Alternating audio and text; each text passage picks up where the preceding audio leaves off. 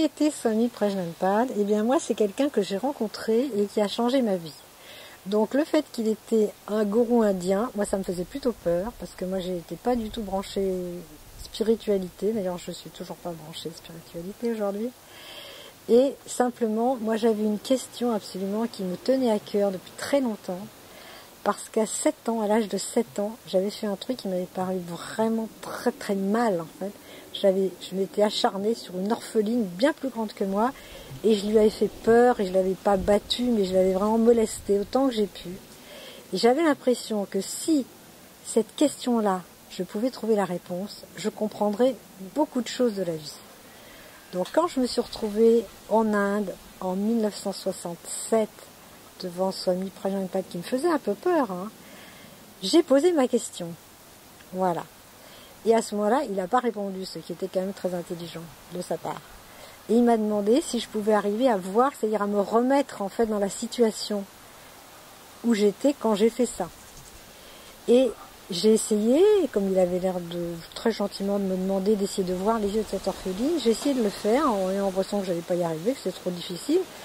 Et finalement, j'y suis arrivée. Et quand j'y suis arrivée, très difficile d'expliquer, mais en un éclair, en un seul éclair, c'est-à-dire en un temps zéro, j'ai compris que j'étais une orpheline, que j'avais pas de maman, et que c'était ça le drame de ma vie. Voilà.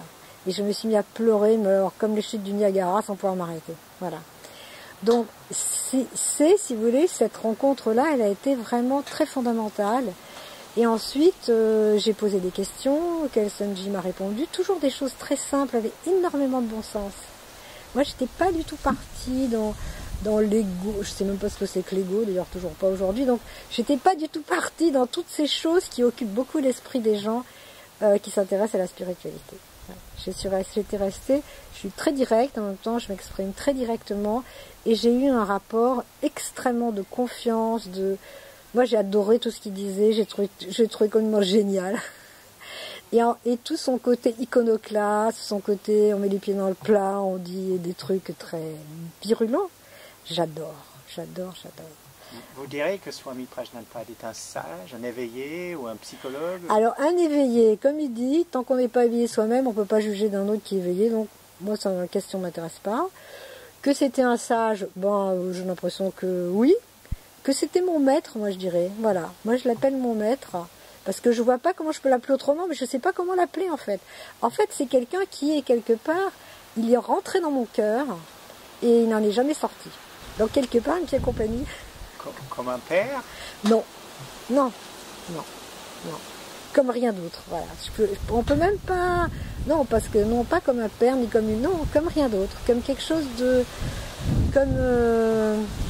Et donc, moi, quelque part, depuis ce moment-là, eh bien, je peux dire que presque sans arrêt, chaque jour, il se passe pour moi des choses intéressantes, des choses passionnantes, des choses où à des moments je me suis sentie que j'étais la femme la plus malheureuse du monde, à des moments je suis passée par des hauts, par des bas, enfin par toutes sortes de choses.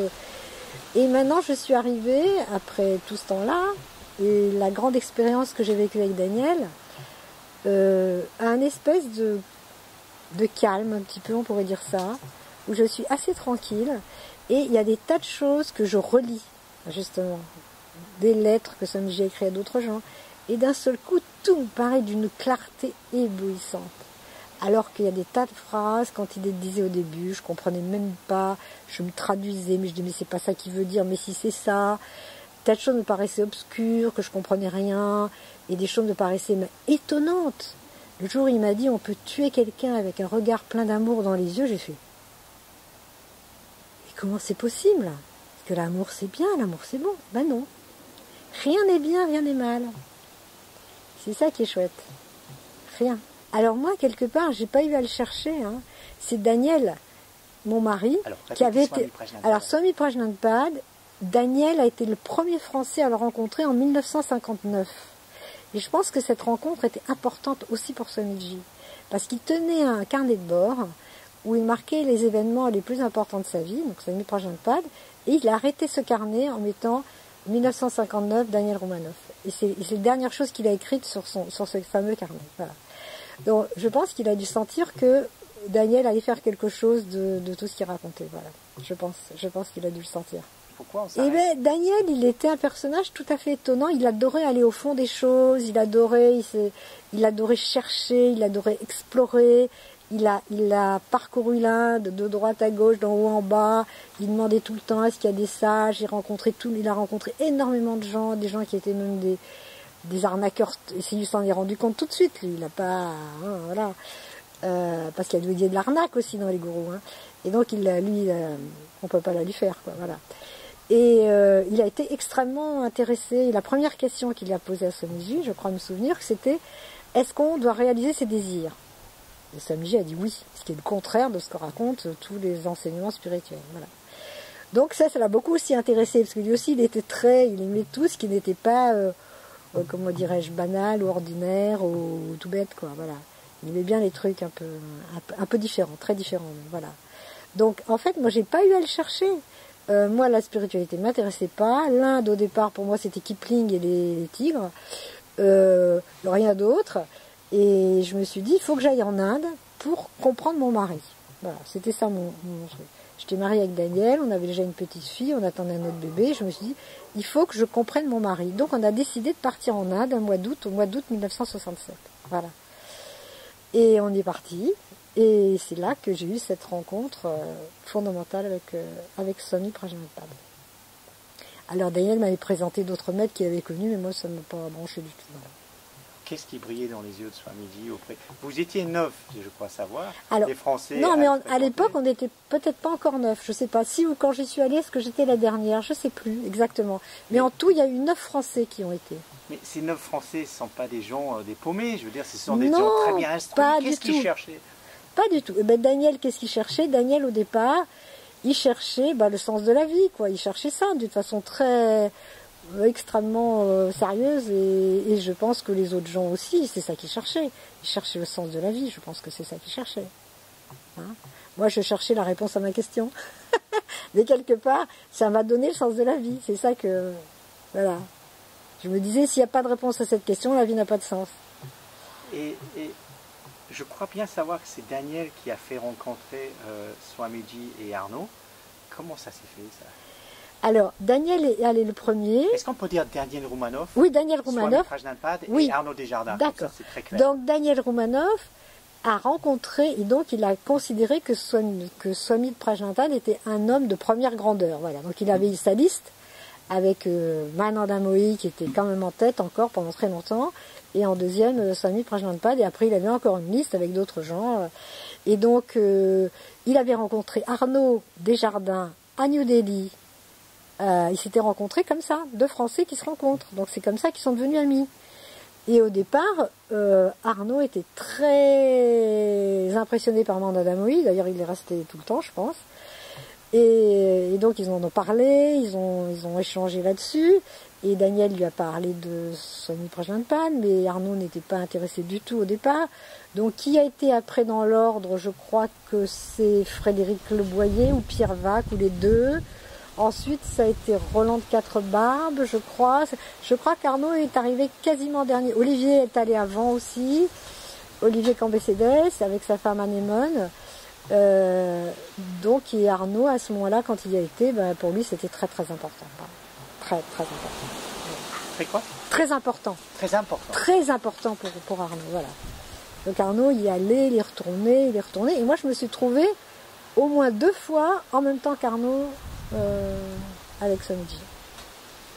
Au moins 2 fois, voilà. Arnaud Desjardins avec Swamiji. Voilà, et on était là, voilà. Donc moi, à l'époque, je faisais des lines, je crois, assez virulents, mais très courts. Et je me rappelle qu'Arnaud, il m'a porté sa couverture parce que quand je sortais, j'ai eu froid. Voilà, et un jour, j'ai vu, à mes grandes surprises, Swamiji crier sur Arnaud de façon assez forte. Et après, au repas, parce qu'on avait le droit d'assister au repas de Swami Prajnapada, on ne disait rien, mais il était épuisé.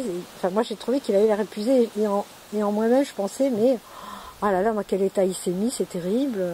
Dans quel état il s'est mis. À ce moment-là, il m'a dit, le mental prend une souris pour une montagne pour une souris. Voilà. L'air de dire, c'est un sacré boulot. Voilà. On va faire une petite pause. La caméra. Deuxième. Voilà. Et donc, Swamiji, donc il s'est fâché un petit peu avec Arnaud Desjardins, c'est ça? Non, il avait, je sais pas, il pouvait employer plusieurs moyens avec les gens et qui n'étaient pas du tout les mêmes. Donc avec moi, il a été toujours adorable, de chez adorable. Et moi, je me sentais très intime avec lui. Donc quand je faisais des lines et j'avais peur, qu'est-ce que je faisais? Je remontais, je me cachais sous sa tunique. Je me cachais sous sa tunique. J'avais peur, donc je me cachais dessous. Je me dis, voilà. Et donc Arnaud, je me dis, mais comment tu as osé le toucher? Mais moi, ça me paraissait normal. Donc chacun avait un rapport vraiment très différent avec Swamiji. Donc quand on essaie de projeter en disant, ah mais Swamiji était comme ci, était comme ça, on est quasiment sûr de se tromper. Voilà. Avec moi, il a toujours été adorable, de chez adorable. Vraiment. Voilà. Donc on avait des rapports simples, très affectueux. Et je m'asseyais à côté de lui quand on faisait des entretiens. Et je sais pas comment, à un moment donné, mais je me rendais pas compte, je lui prenais la main. Et quand l'entretien se finissait, je me rendais compte que je lui tenais la main. Voilà. C'était comme ça. Voilà. Mais voilà. Donc on avait un rapport presque physiquement proche. Donc ensuite, très longtemps après, Daniel et moi, on l'a pris en Normandie parce qu'il était très malade. Il était vraiment grabataire quand il arrivait. Quand il est reparti, il marchait sur ses deux pieds. Voilà. On l'a pris en Normandie en 73. Donc voilà. Par exemple, je sais qu'un jour, moi j'ai vu, c'est un truc qui a beaucoup choqué des gens, Swamiji, donc qui était tellement adorable avec moi, donner une gifle à un serviteur de l'ashram qui avait pas fait je sais pas quoi et il a collé une gifle. Bon, donc il pouvait faire. En fait, il y a pas. C'est ça qui est très important de comprendre. Il n'y a rien qui est bien, il n'y a rien qui est mal. Tout dépend de l'usage qu'on fait des choses. Tout dépend comment on les regarde, qu'est-ce qu'on en fait, pourquoi c'est faire, quand on parle, à qui on parle, est-ce qu'on parle, qu'est-ce qu'on sait ce qu'on fait, voilà. Donc et ça, c'est un travail pour arriver à ça. Et moi, quand j'ai vu Swamiji, en fait, il faut que je vous dise un truc. Je me suis dit, je vais devenir comme lui. Moi, ça me paraissait la seule chose intéressante dans la vie. Il avait à l'époque, quand je l'ai rencontré, il avait, je sais pas, peut-être plus de 70 ans. Il avait l'air d'en avoir 19. Moi, je me dis, moi, rester jeune comme ça tout le temps, c'est merveilleux. Donc, moi, j'ai dit, je vais devenir comme lui, voilà. Et j'ai pas changé d'avis. Vous êtes arrivé? Mais non, bien sûr que non. Mais ça fait rien. Ça fait rien qu'on n'y arrive pas. On s'en fiche. On est en train de le faire. Que ça dure, on sait pas, on s'en fiche. C'est pas le problème. C'est pas le problème, c'est qu'on avance. C'est qu'on avance et qu'on découvre des choses, voilà. Et alors ça m'arrive de découvrir, par exemple, d'un seul coup une phrase. Alors que j'ai découvert, par exemple, hier, j'ai trouvé trop bien, quoi, dans le livre des lettres, il dit, chaque chose n'arrive qu'une seule fois. Qu'une seule fois. Ah, tiens. Chaque chose n'arrive qu'une seule fois. Si on se rend compte de ça, on est hyper intéressé par ce qui arrive. Parce que pourquoi on ne s'intéresse pas? Parce qu'on dit, oh, j'ai déjà vu, c'est encore la même chose. Non, c'est pas pareil. Chaque chose n'arrive qu'une fois. Donc c'est là qu'on est.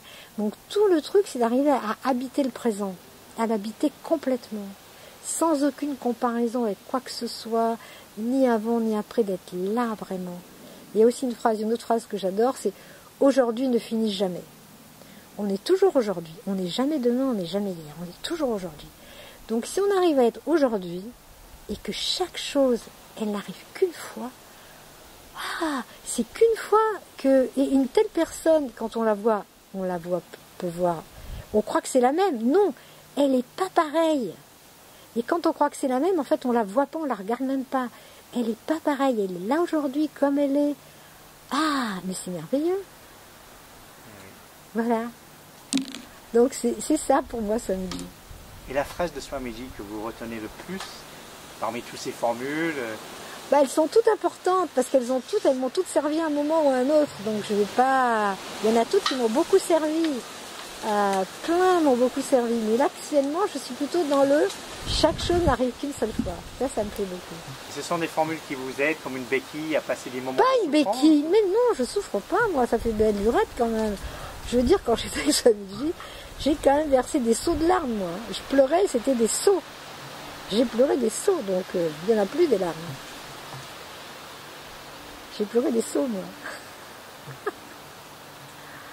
Et en fait, souvent, il y a un vrai malentendu sur les lives. Les gens s'imaginent qu'à partir du moment où on pleure, on se libère ses émotions et ça y est, on est libéré. On est libéré de rien du tout. Juste, ça vous permet d'avoir la tête hors de l'eau et de réfléchir. Parce que la chose la plus importante, c'est de réfléchir. De réfléchir. Qu'est-ce que c'est la vie? Qu'est-ce que c'est moi? Qu'est-ce que je fais là? Qu'est-ce que fait l'autre?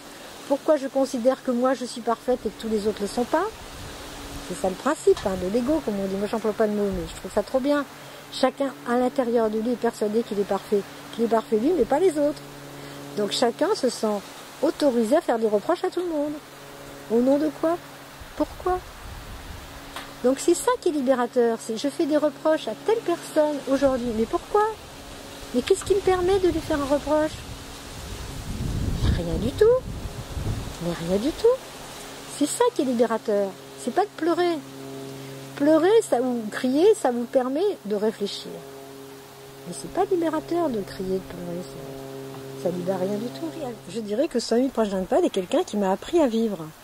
Et en fait, je trouvais que c'est trop bête, on vit, mais personne ne vous apprend. Donc c'est quand même dommage, quoi. Parce qu'une fois qu'on sait comment ça marche, tout devient plus facile. C'est un peu comme avec Alzheimer, ce que j'ai découvert quand Daniel a eu la maladie d'Alzheimer, Daniel Romanoff.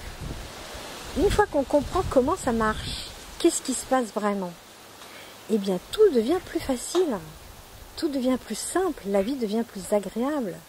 D'ailleurs, il y a une jolie phrase de Swamiji, quand on a compris que tout est neutre, eh bien se mouvoir parmi les gens est une source de joie. Voilà. Donc on peut comprendre que tout est neutre par moment, on peut l'oublier après, on peut y revenir, mais c'est quand même ça le but de la vie, c'est comprendre que tout est neutre, qu'il n'y a pas de bien, pas de mal. Donc ça fait quand même tomber énormément de choses. Si on arrête de faire des reproches aux autres, bien sûr qu'on ne s'en fait plus à soi-même. Parce que c'est pas possible de traiter quelqu'un mieux que ce qu'on se traite soi-même. Donc les gens qui n'arrêtent pas de critiquer les autres, c'est qu'ils se critiquent horriblement eux-mêmes. Et donc ils sont très malheureux. Voilà. C'est vraiment ça. Mais pour revenir à Swamiji, alors Swamiji, quelle qualité, comment il était doux, il était grand, il était... Qu'est-ce que vous retenez de lui? Le regard, il y a quelque chose de spécial, il y a quoi? Il était intelligent. Il avait la vraie intelligence de la vie. Là, on pouvait lui raconter des histoires. Il racontait lui-même beaucoup d'histoires. Beaucoup d'histoires. Et de toutes les histoires qui lui étaient arrivées quand il était plus jeune, il avait tiré des conclusions extrêmement importantes. Alors que la plupart du temps, il nous arrive des histoires, mais on tire zéro conclusion, ou des conclusions bêtes ou pas très intéressantes, quoi. Et il avait la vraie intelligence de la vie, voilà, qui s'appelle la sagesse, moi je dirais. Qu'il était grand, qu'il était bengali, qu'il était... On s'en fiche, vraiment. Enfin moi je m'en fiche complètement. Ce qui était important, c'est ce qu'il était capable de dire, de répondre, d'expliquer. Ça, c'était important. Vous en avez rencontré d'autres comme lui? Alors non, jamais. Et même de loin. D'une part, sauf peut-être, j'ai rencontré une fois quelqu'un qui m'a paru avoir quelque chose qui ressemblait un peu, c'est un Tibétain qui s'appelait Khyentse Rinpoche. Et donc quand Swamiji était déjà mort depuis longtemps, un jour je me suis refait une crise d'angoisse comme ça, encore, bon voilà. Et ben j'ai dit à Daniel, j'aimerais bien aller voir ce Khyentse Rinpoche, donc il a pris la voiture, on a fait 600 km, on était le voir. On est arrivé, il était malade, il recevait personne, mais bon, il a un peu entrouvert son volet, il m'a vu et j'ai posé ma question au Mathieu Ricard, j'avais qu'une question, hein. Je suis toujours très sobre dans les demandes. Il m'a répondu, je suis très contente de sa réponse. Voilà. Ce sont des hommes rares. Oui, c'était quelqu'un qui pouvait répondre à une question qu'on n'avait pas posée. Je sais pas comment vous dire, parce que quand on pose une question, c'est pas forcément ça qui est important, c'est ce qu'il y a derrière. Et donc il était capable de répondre à ce qui était derrière la question, donc c'est pas une chose qu'on avait dite. Et ça, c'est pour moi, c'est déjà... Ça, c'est fort. Voilà. Ça, je trouve ça, moi j'admire. Oui. Moi j'ai vu Dalida dans la chambre de Swamiji. Je l'ai vu arriver un jour, avec Arnaud. Je dois dire que je l'ai vu. Et moi, ce qui m'a choqué, mais bon, ça me choquait à l'époque, c'est qu'elle avait des très grands ongles très peints. Et des talons très hauts, je trouvais que c'était pas très couleur locale, moi j'étais en sari. Mais bon, après c'est chacun est lui-même, et chacun est lui-même, et c'est ça qui est important de comprendre, c'est ça qui est le plus important de comprendre. c'est que chacun a le droit d'être comme il est. Chacun, il est comme il est parce qu'il a le droit d'être comme il est, parce qu'il ne peut pas être autrement que ce qu'il est. Et si on comprend ça, nous, on ne peut pas faire un reproche, même pas une mouche, à personne. Donc à partir du moment où on ne fait plus de reproches à personne, mais on est heureux. Parce que qu'est-ce qui vous empoisonne la vie? C'est de pas arrêter de penser que machin devrait faire ci, l'autre devrait faire ça, comment est-ce qu'il a fait ça? Ah, mais quel scandale! Tout ça, c'est très bien. Et pourtant, c'est une relation adultère avec Dalida. Et Swamiji, il valide. Mais pour Swamiji, la moralité, ça n'existait pas. La moralité, comme il disait, la morale est immorale. D'ailleurs, il y a un exemple qui prend, je trouve trop drôle, dans une lettre que j'ai lue hier. Il y a des gens en Inde qui considèrent que quelqu'un qui mange du poisson, c'est un affreux pêcheur. C'est un méchant, un abominable, une créature qui est juste bonne à rôtir en enfer, vous voyez, quelqu'un. Et donc, imaginez-vous une situation dans l'Inde, il fait extrêmement chaud, il y a quelqu'un qui meurt de soif. On va lui demander s'il mange du poisson, on va lui donner de l'eau, parce que s'il mange du poisson, on ne va pas lui donner d'eau à boire. C'est ça la moralité? Comme dit Swamiji, le cœur des gens devient dur comme de la pierre. Juste parce qu'ils ont une idée préconçue sur les choses. Alors nous, ça nous fait rigoler quelqu'un qui mange du poisson, mais en Inde, c'est pas rigolo du tout, hein. C'est sérieux, hein. Et Dalida? Dalida, c'est comme si elle mangeait du poisson, je veux dire. Et ça s'est passé comme ça s'est passé. Qu'est-ce que toutes les choses qui se sont passées sont passées. Donc quelque part, ce sont des déchets. Toutes les choses du passé sont des déchets. Qu'est-ce qu'on a à faire avec des déchets? Vous avez un déchet, vous avez une poubelle, vous mettez la poubelle. Qu'est-ce que vous avez à faire de ce qui s'est passé? Rien, rien, rien. Et celui que vous étiez avant, il n'existe pas non plus. Donc tout ça, c'est des déchets. Est-ce qu'on vivrait dans les déchets? Ben non. Ben non. On a tous un peu des traits de caractère qui nous sont propres. On essaye d'évoluer, d'être meilleur, mais au fond, il y a des choses qui restent. D'être meilleur que quoi? Dans sa personnalité. D'être meilleur que quoi? Si vous comparez ce que vous êtes maintenant à ce que vous étiez avant, déjà vous êtes dans la comparaison, donc vous êtes dans le mensonge. Pourquoi faire ça?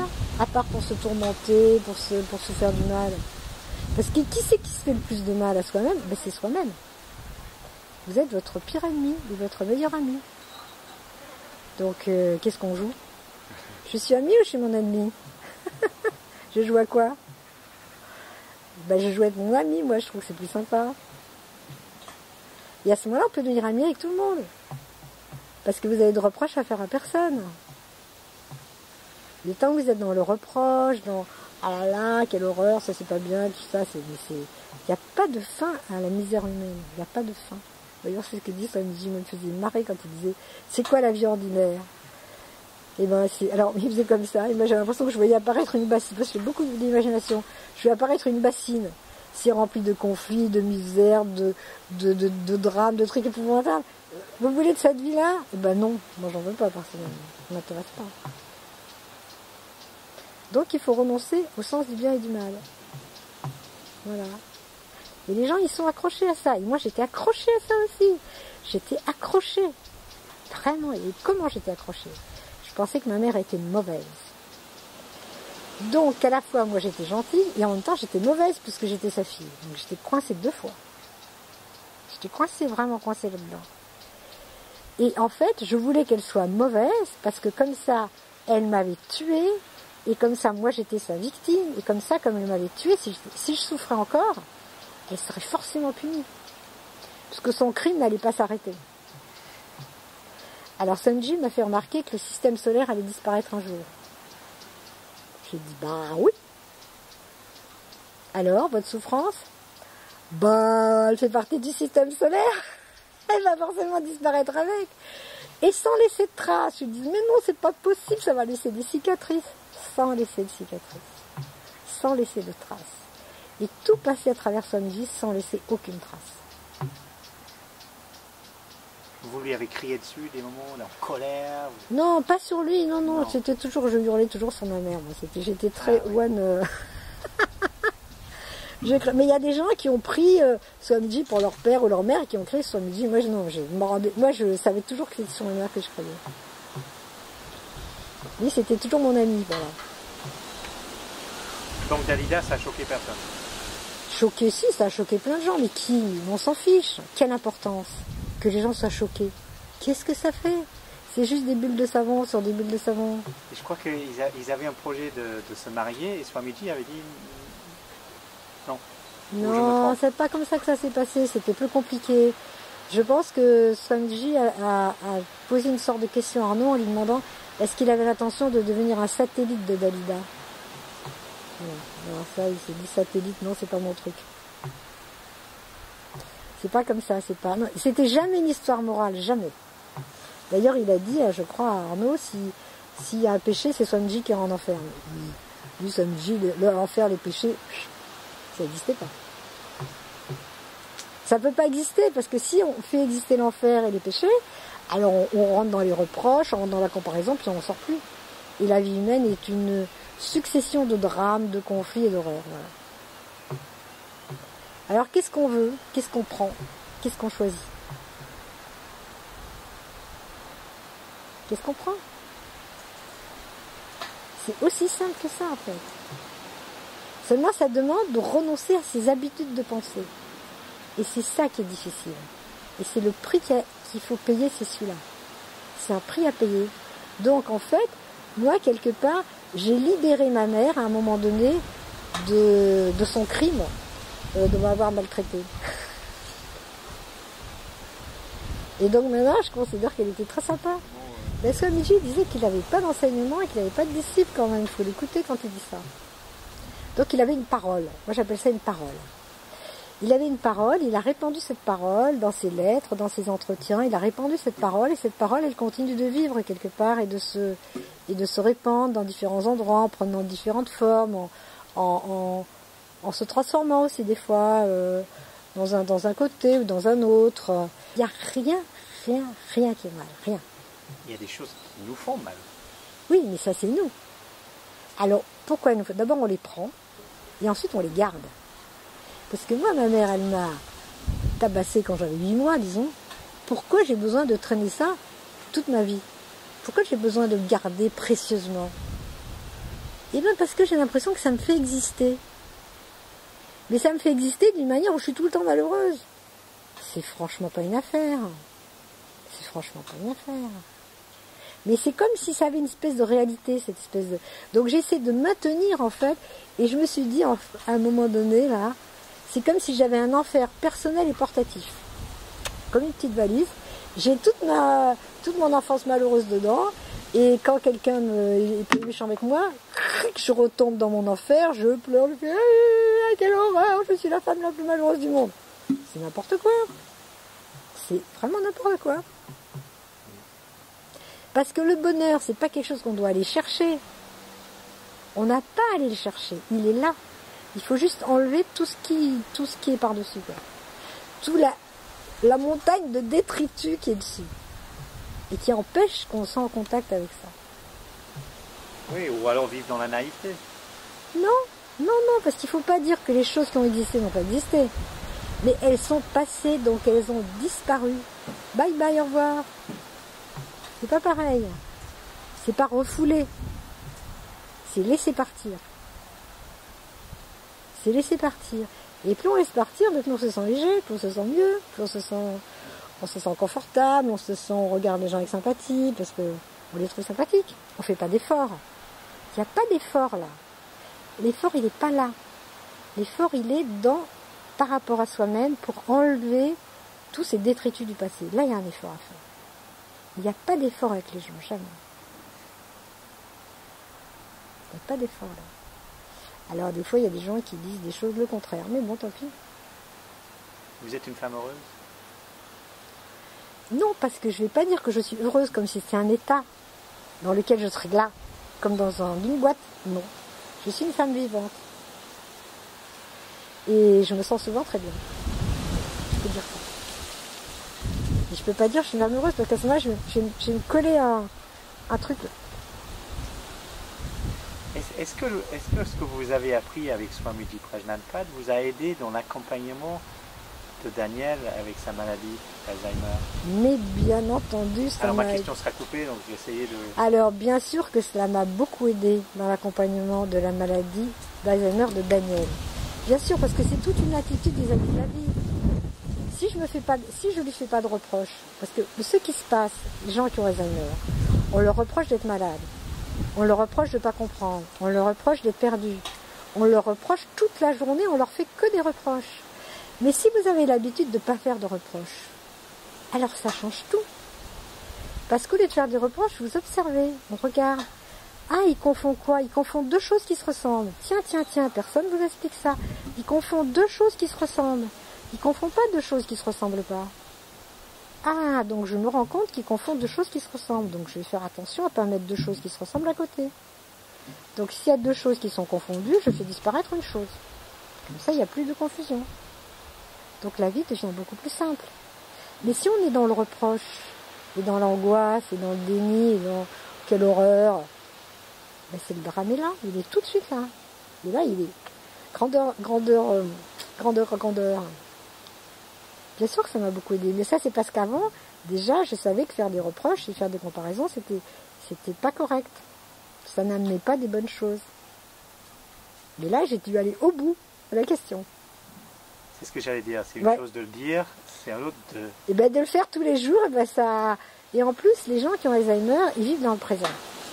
Parce qu'ils ont oublié, le passé a disparu, le futur, ils en ont pas. Donc, ils vivent dans le présent, et du coup, si on veut être avec eux, on est dans le présent aussi. Donc, c'est un cadeau qu'ils nous font. Ils nous amènent dans le présent. Ça, c'est quand même un cadeau extraordinaire. Voilà, c'est un cadeau. Incroyable.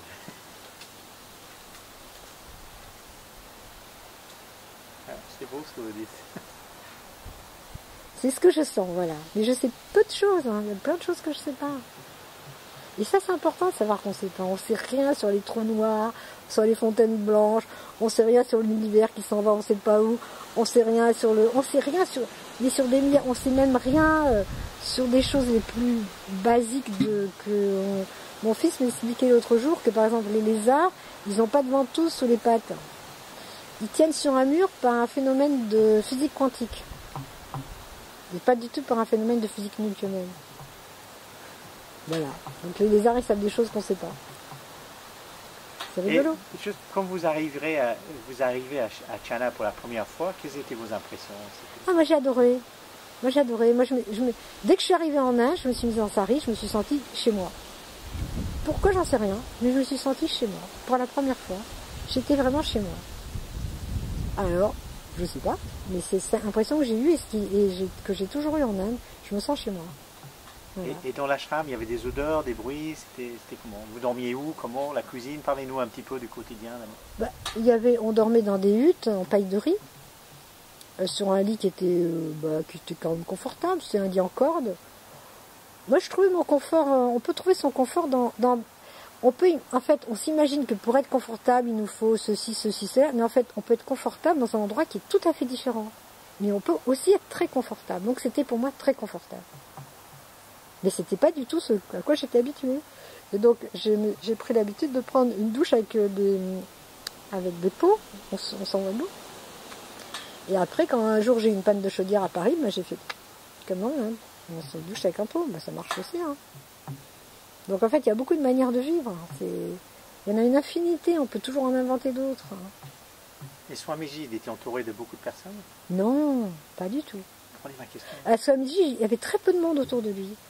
Donc quand on est arrivé dans l'ashram Channa, par exemple, souvent il y avait Mamie, qui était donc son ancienne femme, qui trônait dans la cuisine et qui faisait son importante, comme toujours, mais bon, c'était rigolo, quoi. Moi, j'étais très copine avec elle. Et puis, donc je l'amenais au cinéma, ça elle adorait. Et puis il avait un serviteur en général, il y avait un porteur d'eau aussi, parce qu'il n'y avait pas d'eau, donc il y avait quelqu'un qui devait aller chercher l'eau. Mais il y avait très très peu de monde. C'était un endroit très très calme. Et vous y alliez pour combien de temps à la fin? Alors en général, il fallait y aller au moins pour un mois.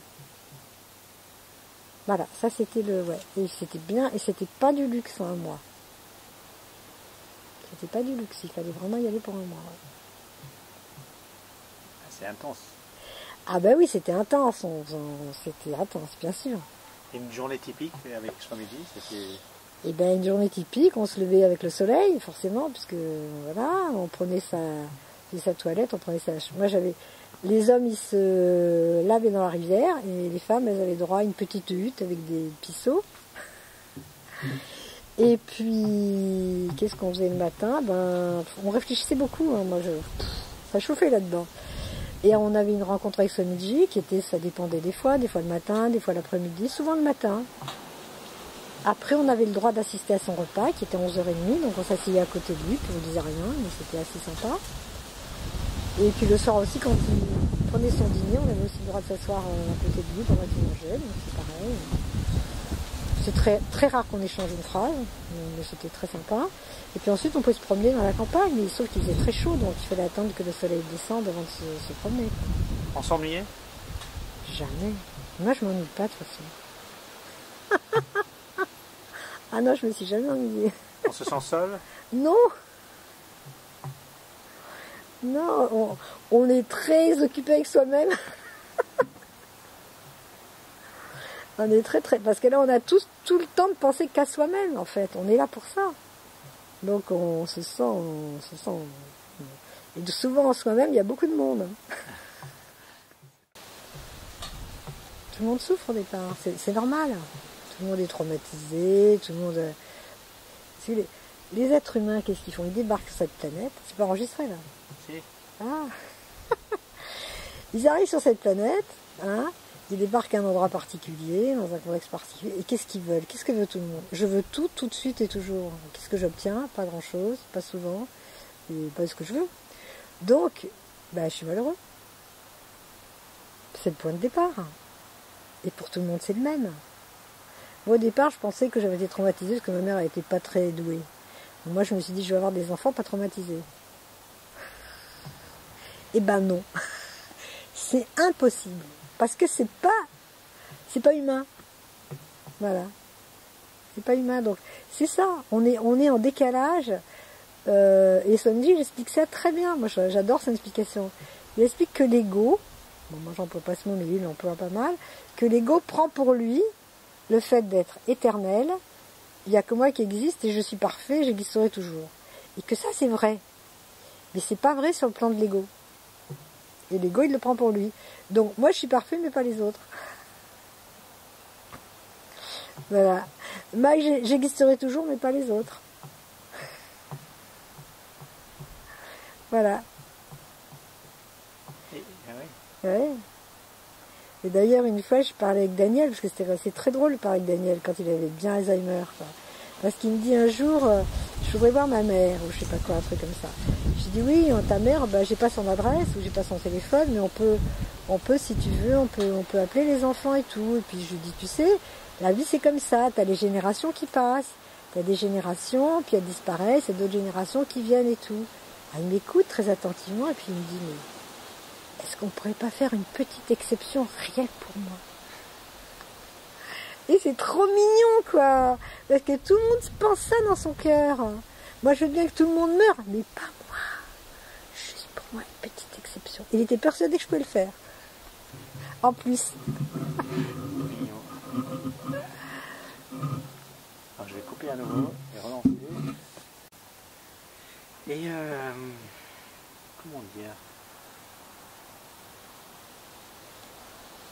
Si Swamiji était là aujourd'hui, qu'est-ce qu'il dirait un demi-siècle plus tard? Qu'est-ce qu'il nous dirait? Je sais rien. Je n'ai pas de réponse à cette question. De toute façon, il a dit tellement de choses, il a tout dit ce qu'il avait à dire, je pense. Et ce qu'il a dit, Nanou, ma fille aînée, elle a demandé un jour, mais où ira Swamiji quand il sera mort? Il lui a répondu, là où va la flamme de l'allumette quand l'allumette est éteinte. Voilà. Pourtant, il en reste. De quoi? Sa mémoire est dans tellement de personnes. Donc il reste des choses, mais ce sont des choses qui sont vivantes aussi. Ce sont des choses qui vivent dans les gens, ou qui vivent pas, ou qui vivent mal, ou qui se transforment aussi. Donc voilà, mais Swamiji, voilà, il est partout. Il lui parle, je sais pas. Vous dites Alors que quelqu'un qui a Alzheimer peut donner beaucoup d'amour parce qu'il a plus de jugement de valeur. Il a perdu tous ses préjugés. Vous avez reçu beaucoup d'amour de Daniel quand... Ah ben, il me trouvait génial tous les jours, alors qu'avant c'était pas le cas. Bien sûr, il trouvait que je faisais des choses extraordinaires. Qu'est-ce que je fais? Je sais préparer le café. Quand même, c'est extraordinaire ça, hein? Bon.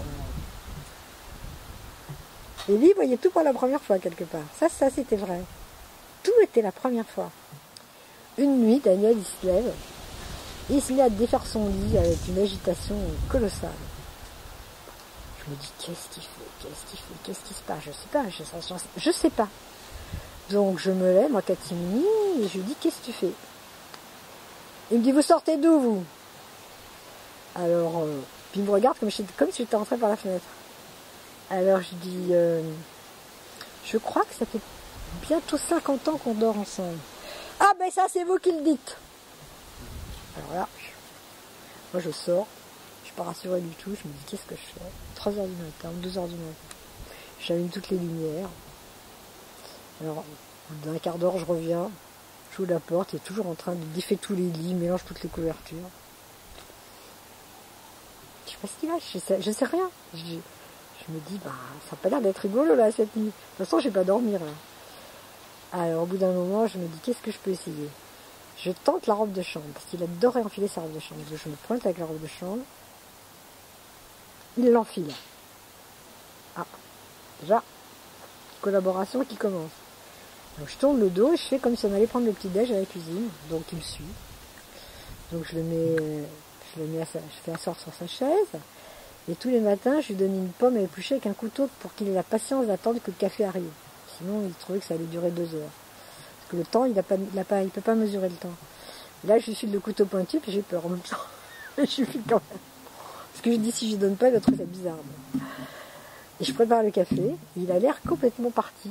Il n'a pas les yeux du tout en face des trous. Et puis, je lui sers le café, je lui fais ses tartines, tout. Il fait tout comme d'habitude, mais il n'est pas du tout là. À un moment donné, il me dit, c'est toi? Et puis, rideau. Alors à ce moment-là, j'ouvrais les volets, le soleil commence à se lever, il est dans les 5 heures du matin, c'est l'été, il commence à avoir un peu de lumière, on sort par la porte là. Et à ce moment-là, il y a un oiseau qui siffle. Un oiseau qui fait tu tu tu tu tu. Et lui il siffle, il fait tu tu tu tu, il lui répond. J'ai jamais entendu ça. L'oiseau recommence. Au revoir. Très bien. Alors, l'oiseau répond, il répond. Je me dis, mais j'ai jamais entendu un truc pareil. Et je pousse un grand soupir. Je me dis, bon, il lui reste des neurones alors. Et à ce moment, il me regarde et me dit, ah, mais ça me fait plaisir, t'as l'air d'aller mieux. Parce que t'avais l'air d'aller vraiment pas bien. Je me suis inquiétée pour toi. T'avais l'air d'être pas bien du tout.